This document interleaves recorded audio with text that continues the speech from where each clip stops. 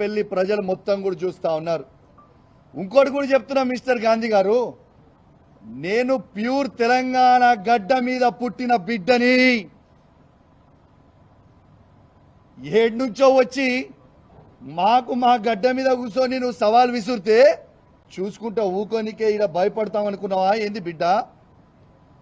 ఇవాళ కేసీఆర్ గారి నాయకత్వంలో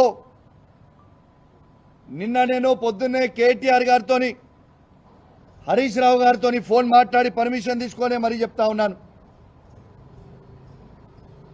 రేపు పొద్దున 11 గంటలకి మా మేడ్చల్ జిల్లా పార్టీ ఆఫీస్ శంబీర్పూర్ రాజు గారి నాయకత్వంలో ఆడి నుంచి మేమందరం కలిసి వేలాది మంది కార్యకర్తలు అందరం కూడా మన బీఆర్ఎస్ పార్టీ ఎమ్మెల్యే గాంధీ గారి ఇంటికి పోదామని చెప్పి సందర్భంగా తెలియజేస్తా ఉన్నాను.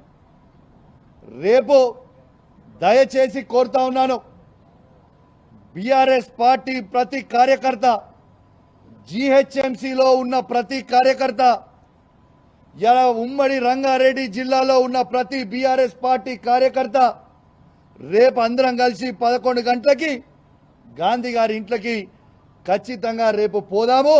ఆడ బ్రేక్ఫాస్ట్ తిందాము, ఆడ లంచ్ తిందాము.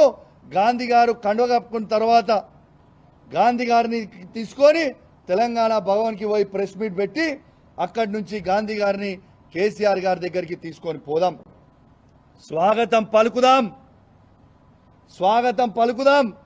దయచేసి కేసీఆర్ గారి మీద ఉన్న అభిమానం ఉన్న ప్రతి కార్యకర్త, కేటీఆర్ గారి మీద అభిమానం ఉన్న ప్రతి కార్యకర్త, హరీష్ రావు గారి మీద అభిమానం ఉన్న ప్రతి కార్యకర్త అందరం కూడా పెద్ద ఎత్తున రేపాడికి పోదామని చెప్పి సందర్భంగా తెలియజేస్తా ఉన్నాను.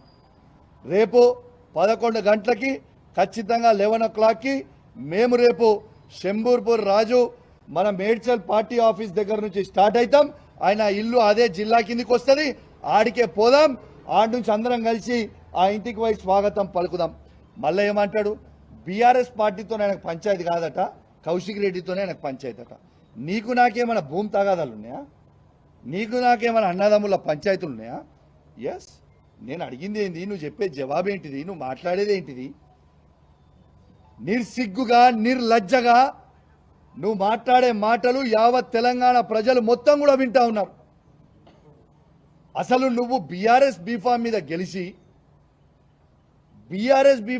గెలిచి కాంగ్రెస్ పార్టీలో చేరనికి నీకు సిగ్గనిపిస్తలేదా? ఎట్లా ఈ కష్టకాలంలో పార్టీ వదిలిపెట్టి పోవాలనిపిస్తా ఉంది? అంటే మీ వందలాది కోట్లకి అమ్ముడు పోడు, మీ భూ పంచాయతీలు ఏడని నియోజకవర్గంలో ఉంటే అవి పోయి సెటిల్ చేసుకోవడానికి కోసమో మీ స్వార్థం కోసం తప్పితే కేసీఆర్ గారు నీకేం తక్కువ చేసిండు, నీ నియోజకవర్గానికి ఏం తక్కువ చేసిండు? ఈ నియోజకవర్గాన్ని మొత్తం భారతదేశమే తిరిగి చూసే విధంగా అభివృద్ధి చేసిండు కదా కేసీఆర్ గారు.